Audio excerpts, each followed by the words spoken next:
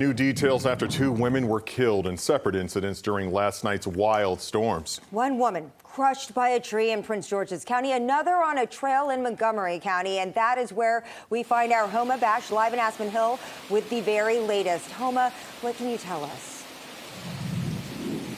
Guys, we still have a lot of questions at this hour, but we can tell you a 60-year-old woman lost her life when she was walking down this trail, and those storms blew through fast and furious around 9 o'clock last night. You can see the trail where it happened. This part is still blocked off right now. Neighbors telling us they are shocked to hear what happened.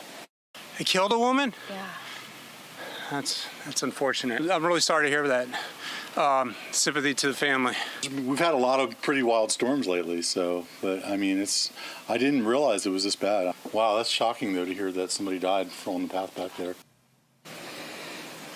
Rain and wind whipping the trees on the Matthew Henson Trail last night as storms blew through the DMV. Maryland National Capital Park Police getting a call just before 9 o'clock about a woman pinned down by a tree on the trail.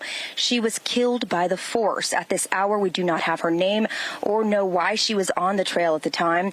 Her family, understandably upset, didn't want to speak on camera to Fox 5, but said they tracked her location on her phone. I spoke with one neighbor who has a ton of trees on his property. It backs up to the trail. Here's what he heard when it all happened. I was on the phone around 9 p.m. I heard a loud thump.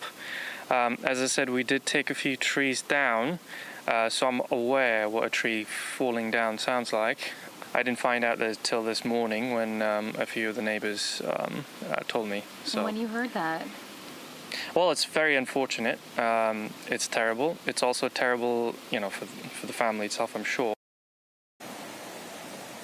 Now, this car also catching fire after storm damage brought down power lines. This is a cell phone video shared by a neighbor. The man who owns it telling Fox 5 he lost everything, including the tools he uses for work as a carpenter. Officials say live wires came down in the storm, got tangled up, and sparked the fire. Prince George's County Police say a woman in Marlton lost her life with a downed tree in her backyard. She was only 37 years old. Her identity has not been released at this hour. But again, two women killed in separate incidents. And we know this morning there were a lot of homes dealing with power outages from the storms last night. I just checked Pepco and Dominion. It seems like most people are back up and running. Guys.